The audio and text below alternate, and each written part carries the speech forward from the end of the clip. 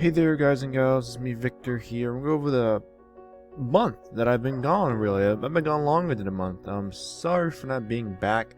For those who don't know, I'm just going to be going over how things have been going overall. It's been a while since I've done a weekly recap like this. Week 111, which I'm on right now. And I've been kind of MIA lately. So I'll just be going over what's been going on and how my trading's been going. And most importantly, the reason why I'm doing this is because it's the end of August and I have some things that I am going to be approaching to fix in my trading process in September, And to be a great trader, you have to test, and refine over time, right? And the last time I was here, I was not doing well. I was still down. I wasn't consistent. And again, the main purpose of doing these is to promote, most importantly, transparency, but secondly, it is to track my trading process en route to becoming a consistent, profitable trader, right? And I'm not going to lie to you, okay? I'm not consistent now. I'm not consistent yet, okay? Easily lie and say that I'm up X amount of money, but that's going to do you a disservice, right? And again, this year has been one of the hottest years in the markets, 2020, right? With the coronavirus, that leads to numerous opportunities and sectors. Many plays galore. For instance, to take your on front of your screen, the OTC market has been heating up to a T, right? And I've not been taking full advantage of that because I've been at my 8 to 5 job, and again, that's no one's fault but my own. And I guess I'll start with that. That's wherever I've been for the past month. I really have not been trading. I'll go over my statistics right now, but before I dive into this, I am down roughly $1,400. I'm down, okay? But as you'll see here, I'm not trading as much as I wish I would be. I mean, I'm trading here and there, right? Month of June was freaking hot. Tons of traders. July, yeah, I traded a little bit there. But a lot of these trades are forced. A lot of these trades are not planned with proper execution because my 8 to 5 requires me I'm not in front of the screen, okay? I'm not in front of the screen as much as I would like to be during market open. Whenever there are more volatile plays, most of the time, I'll go over my statistics in a minute. But I'm just gonna go over where I've been and how that interferes with my trading, because it does. Okay, your life, everyone has their own unique schedule that you must tailor to trading, right? And that's where I'm at right now. I mean, I'm gonna have the same schedule for probably the rest of the year, 8 to 5, Monday through Friday. But that's fine because that leaves me the option to trade in the afternoon. And there's a common saying goes that smart money trades in the afternoon and dumb money trades in the morning, because again, it's all psychological factors. You have two types of traders. You have two traders, one trader who won money the day before and the other trader who lost money the day before. Both of them are driven by the psychological nature. The one who lost money, what's on his mind? He wants to make his money back. The one who won money, what's on his mind? He feels hyped up. He feels that he solved the markets, okay? And they come into that at the opening bell, swayed with their emotions. And that's typically why you see all the volatile action right out of the open. Now, I'm not saying you can't, but Tim Bowen, who's a great teacher on stocks to trade, his favorite time zone is 9:45 past 10, that window to go for trades. And I mean, like for instance, 9:45, 10 o'clock, right here, ALOY, that's when the news went out, PR, right? That would have been a great time to buy, right? Of course, hindsight's 2020, but I'll go back to, I'm going to go over this later on because I am long the stock, and I did trade the stock a lot on Friday, but I traded it numerous times. I'll go over it mostly in the afternoon because, number one, I wasn't in front of the screen in the morning. I was asleep. And I'm not going to get off topic here, but you have to know your areas of where you are strong and weak. And that is where tracking comes into play and being honest with yourself, okay? And number one, you have to take full accountability for your actions. And for me, I mean, you may be saying, how did you lose? Because the last time I showed you, I mean, the last time, it's been a while since I've done one of these. I mean, if you go on the YouTube, oh no, if you ever watch this, thank you. Again, no one really knows who I am, because again, the way we grade our success is based on how much money we make, and I understand that. But the last time I really showed you my P&L was, when was it? It was a while back.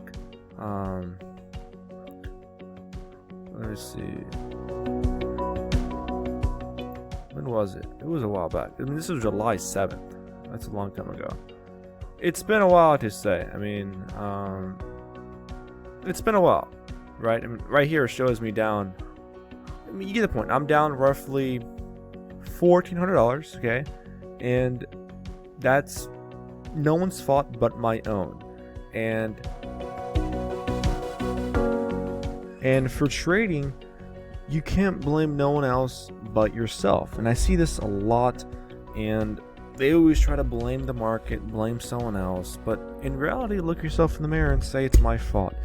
And me being down $1,400 is no one else's fault but my own. And I'm gonna go over, ideally,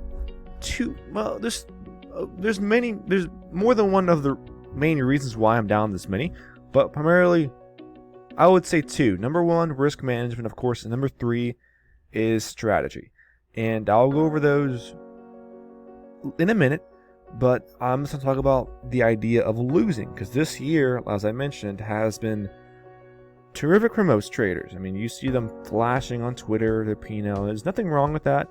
I just don't like how they use that to gain attention, attract traders just to follow them. Nothing wrong with showing a P&L, but whenever they take it, you never see no one post a loss. You know what I mean? You never see no one admit to their mistakes. You see some, but very few. And the reason why I do these is because down the road, I just got the question 10 minutes ago. I hate people. I don't tell people what I do in trading stocks, because the first question they always ask me, I'm pretty sure you guess what it is. The first question they always ask me is, how much money have I made? And I never respond to them, because I just tell them the same question. Enough to stay in the game, okay? Because that's the only... Yes, I'm down right now, but I'm still in the game. I still have money in the account, okay? And I compare this to like poker, playing poker. When you lose all your chips, go home. You're out. You're done.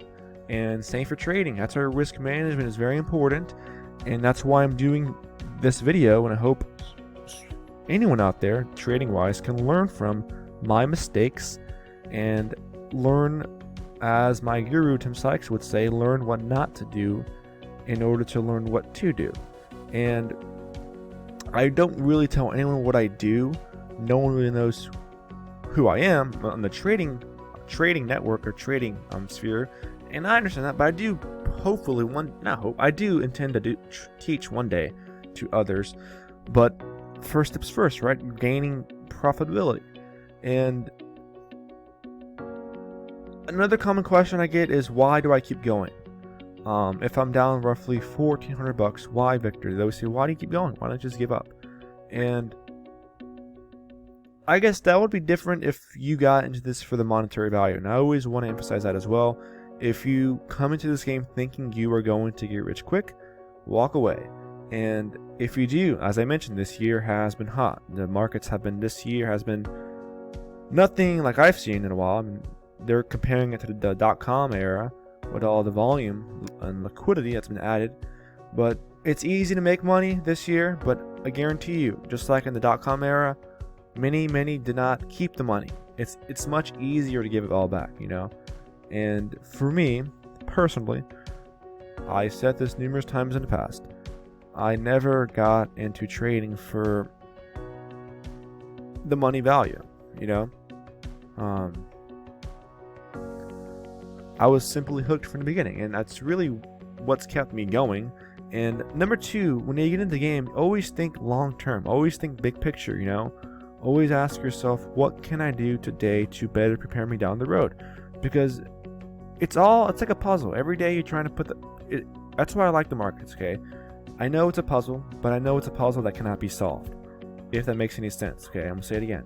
It's like a puzzle, but it's not going to be a puzzle that you're ever going to be able to solve in your lifetime. No one will be able to solve it.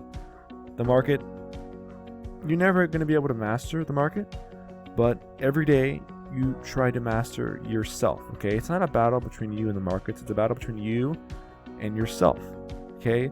The markets is not the enemy. You're the enemy. And losing can have a toll on a trader. Losing. I mean, I have not had a major trade in a while, and that can be that could be a hindrance to a lot of traders that keep going on. Yeah, so whenever you're in a losing streak, of course the goal is, as I mentioned, to stay in the game. You want to keep the losses small, but you must think in terms of probabilities and odds, you know? And I know it can be tough. I mean, for me, let me just show you, okay? I have not won a trade in. I mean, this Friday, yeah, okay, I had a good trade. But I mean, if you go to the statistics here, winning trades, out of 87 trades I took in my trading career so far, I've only won 29 of them, okay? And that's not a great percentage in my opinion, winning about 33% of the time. But that's not as what you can have in my opinion, as long as your average winning is greater than your average losing, your account statistically will grow over time. As long as you keep your losses small and your wins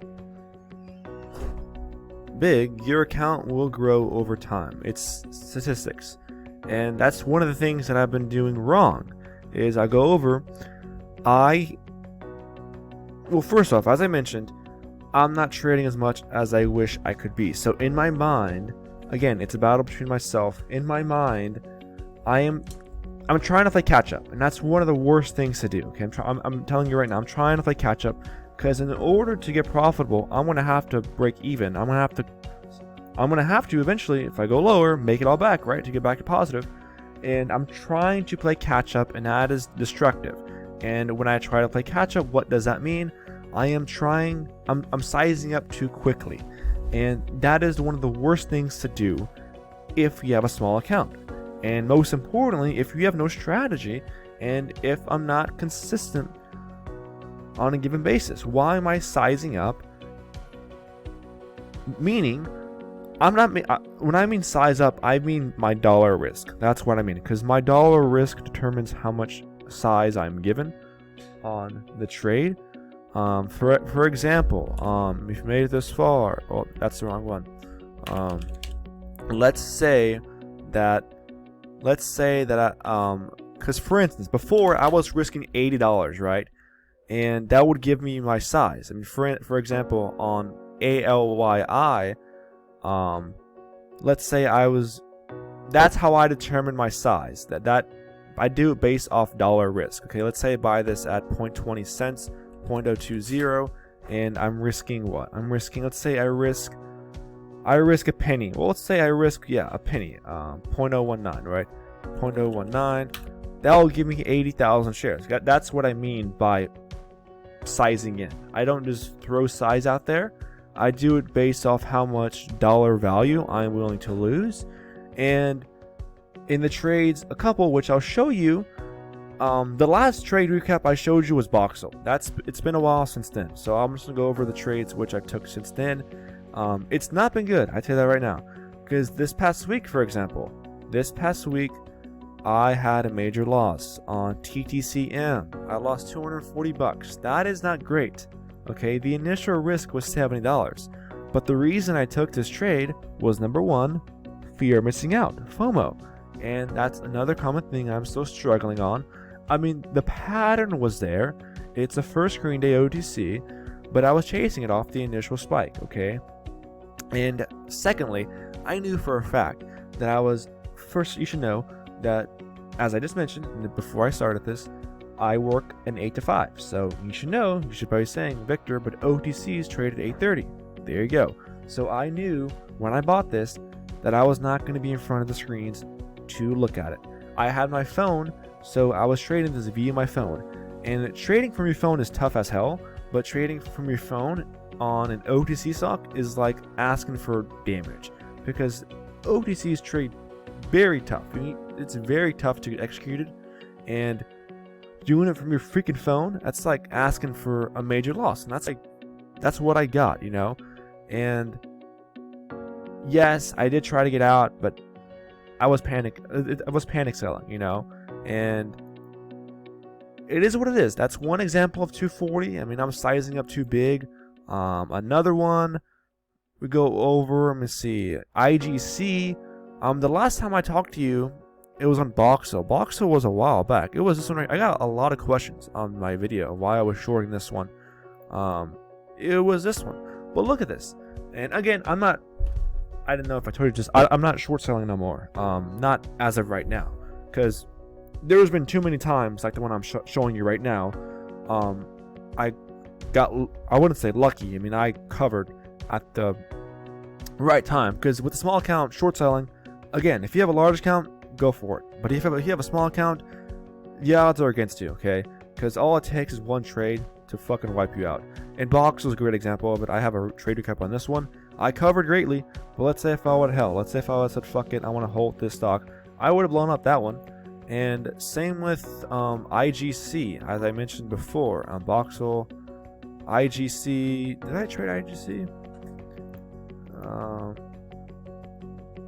That one was a good one, I think. That was a good one. It's this one right here, IGC. No, that's another one. Well, there's many times of shorting that I just don't like doing it, because there's many times that I covered greatly, but all it would have taken is me holding that stock and being stubborn and me blowing up my account. But I mean, I'm sizing up way too big, okay? I hope I'm making sense to you, that with a small account, whatever you have, whatever dollar amount you have, the rule of thumb is 2%, but you just have to make sure you're in the game, okay? That's another thing. People always ask me, how do I make $1,000? How do I make $5,000? How do I make $10,000? Whatever it is. And I always tell them the same thing. Focus on bringing something home, you know? Focus on bringing a paycheck home. Whether it be $20, whatever it is, okay? And don't let no one judge you, because we all start small. And I mean, for the month of August, since I'm here, I've not been doing well. I mean, I'll show you. I'm not even sure. I haven't checked it. I'm down roughly $574 for the month of August. Not winning a lot. I mean, lost there. IGC was a great one. I kind of forgot about that one, but I guess that one was a long. Yeah, that one was a long. This one should have been my largest trade, because I was long this at 290, and the next day it gapped up, so that would have been a great one overall. That one was good.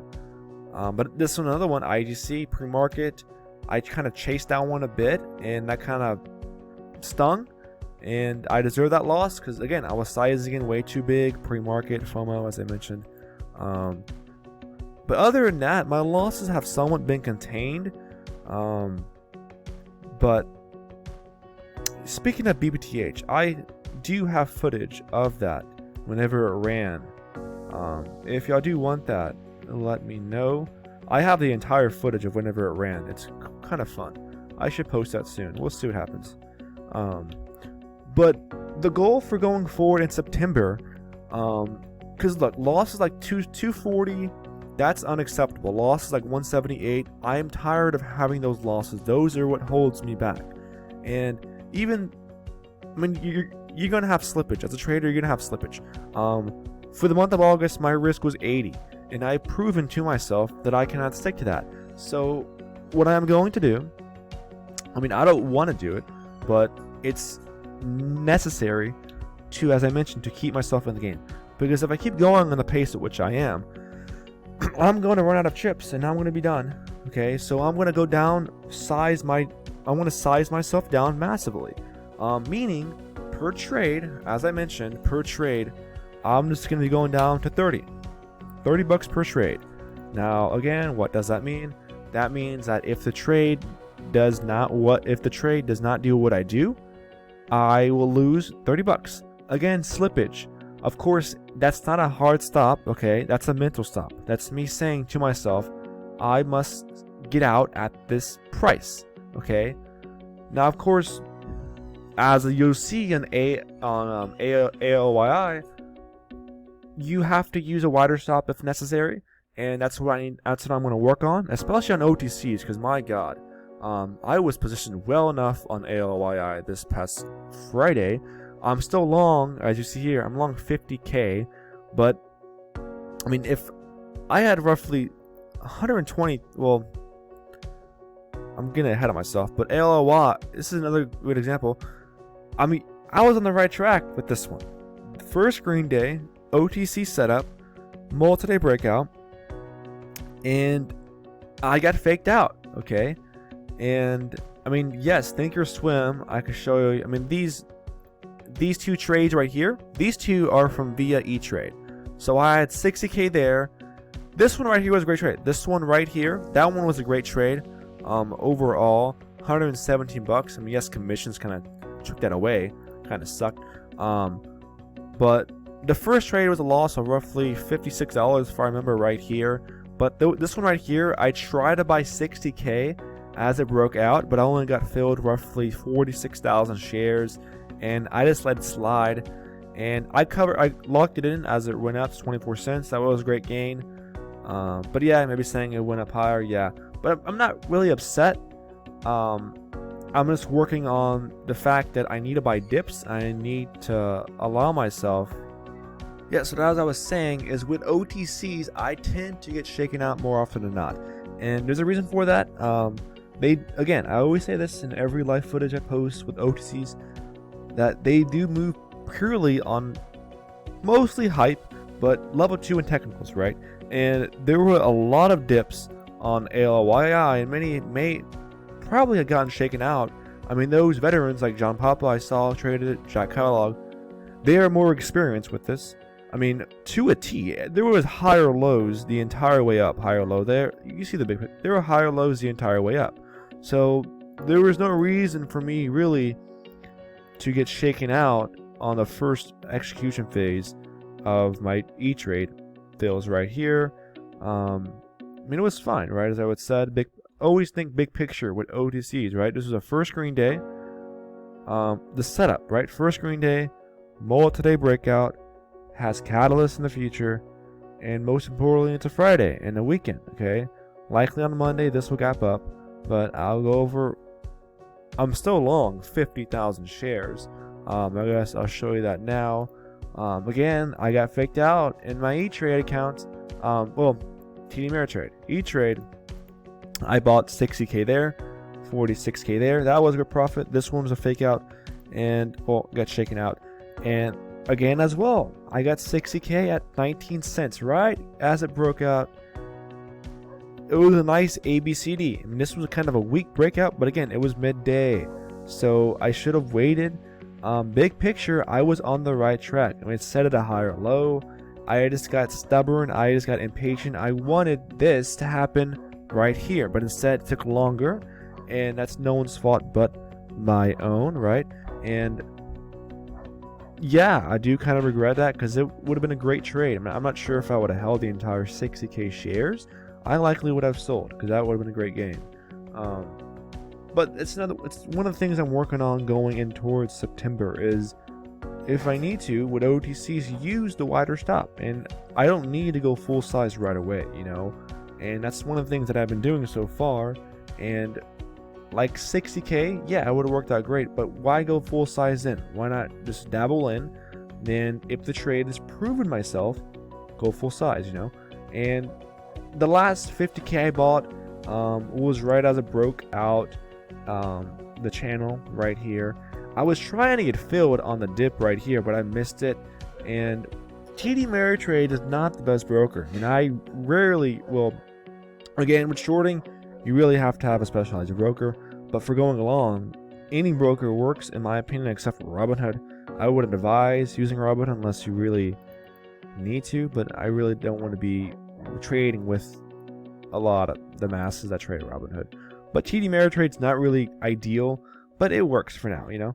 And I try to get filled. I mean, we're talking about 5 cents here, not even five.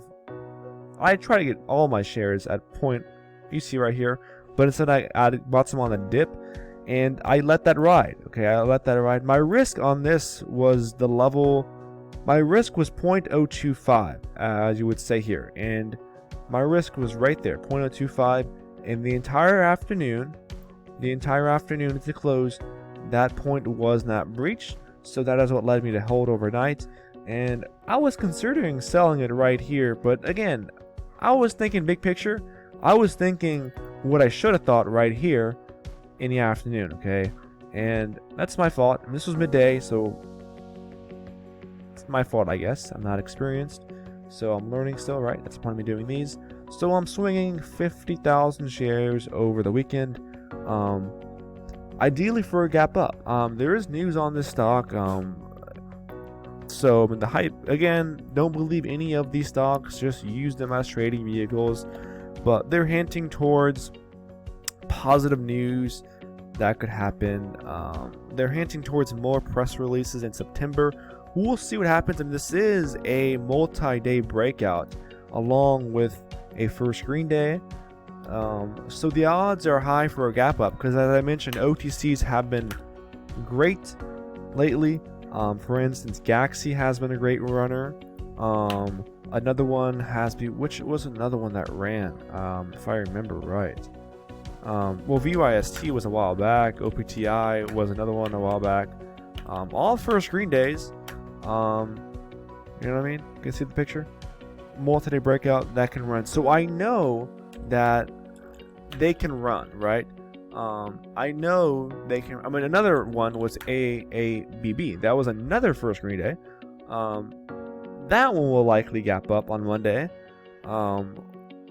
With news, it looks like that could be another nice multi-day breakout. But again, I was in my trade on ALYI. So the goal with this one, as I mentioned, I'm going to be late. I'll be in front of the screen. Tell you that right now. I'm not going to go to work. I'll probably be late. But ideally, sell in the 30s. We'll see what happens. I mean, there has been a trend lately with these stocks. Most of the time, I've been seeing a trend where, well, let's see here. There tend to be a trend whenever the stock does gap up, but it does offer a dip buy opportunity. For example, another one that's ran was BANT. That one, monster first green day. First green day, right? It gapped up, but it dipped before it had a morning spike, right? And mostly, I mean, that's one of the things that I've been seeing. Most of the stocks do dip, and whenever there's a dip, that does attract more buyers that missed out from the previous day run, so that leads to it going higher. So we'll see what happens. I mean, if there is a gap, I likely will sell. I mean, it's only 50,000 shares we're talking about. It's not that much, okay? I likely will sell all of it. We'll see. Unless there is another PR that's on it. But there's no reason for me to get greedy, right? Because it's a great trade right now. But I do kind of regret it because I was long 60K, and who knows, right? What would have happened then? I was long 120K, 6K. But it is what it is, right? But again, always know why. That's not the point in trading. Always know why. And for this point, as I just mentioned, first green day. OTC markets has been hot lately. It's a Friday, multi-day breakout. The goal is for a gap up in the 30s. Ideally, morning spike. I will be patient with this one. I know I just said I may sell on the gap, but it depends. I'll likely sell 40K and let the other 10K slide. Because I do believe there's going to be a great opportunity here. I mean, this is a multi-day breakout. I mean, it will be kind of sad if it does not go any higher, but we'll see what happens. But other than that,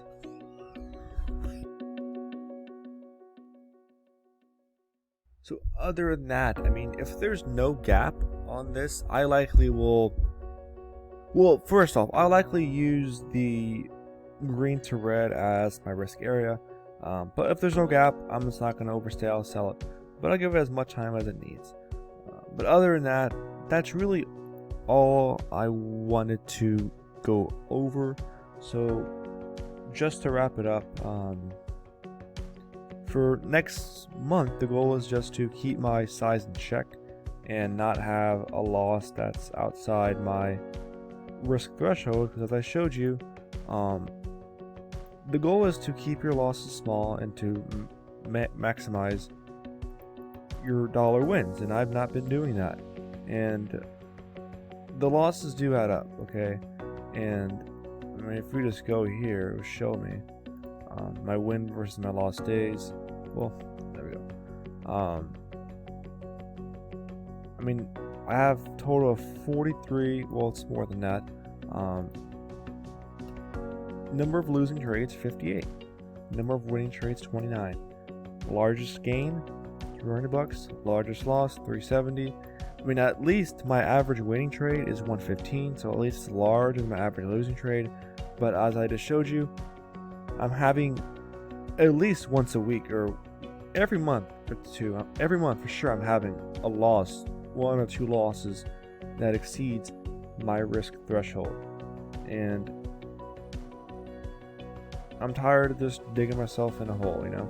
And the solution is just to downsize, and it's to stop the bleeding. So I'm going down to $30 risk, meaning, as I mentioned, that's how much. $30 is the dollar risk I'm using.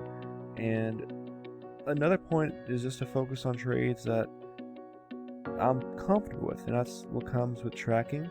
And you don't have to trade every day, okay? You don't have to sit in front of the screen and look for a trade. Let the trades come to you.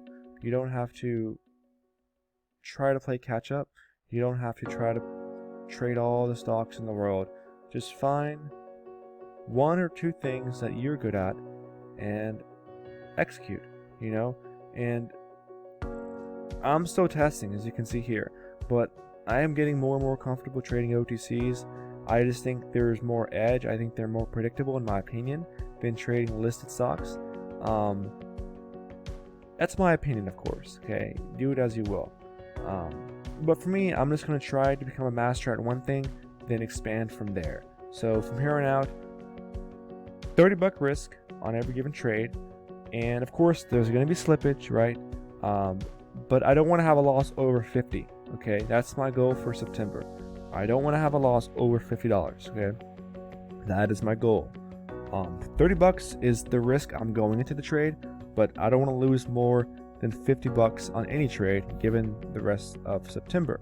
Okay, and I do not deserve to size up until I have proven to myself that I can stick within that parameter. And another thing, step 2, is to focus on what I'm good at, and that's just going to be OTC stocks. I'm not going to focus on any listed stocks, NASDAQs, unless I see a great opportunity. I'll go for it, but I'm just going to focus on one thing and become the master at that one thing. And that one thing is trading OTCs. When I see a first green day, a multi-day breakout setup, I'm going to go for it and play by the odds. Okay, and that's another thing. I'm going to be wrong. Okay, trading's not about being right or wrong. It's about playing the odds. And I have to take my shot. When I see the setup, I'm going to go for it with my risk. If it doesn't work out, on to the next, right? And refine over time. And that's what I'm going to do. And another thing is not letting FOMO. As I mentioned, I won't be in front of the screen as much. I'm not sure how much I will be trading next September, but no matter what happens, I'm not going to let fear of missing out place the trade, because there's many times that I've come home looking for a trade, and you don't want to do that. I've come home from work around before market closing. I tell myself, what can I trade today? And you don't want to have that mindset. So from now on, when I come home, I'm only going to focus on stocks that suit me. As an OTC in the OTC market. So other than that, that's all I really want to talk about. But if you have any questions, just leave them in the comment section. And even if you made it this far, which I doubt you did, leave it in the comment section. But other than that, I'll see you likely next week, or if not next month. We'll see how things go. Likely next month I'll be back, because there's really no point in me doing a weekly recap when I'm not trading as much. So I'll likely be back next month at the end of September. But overall, I'm down roughly $1,400. I hope to report back better next month.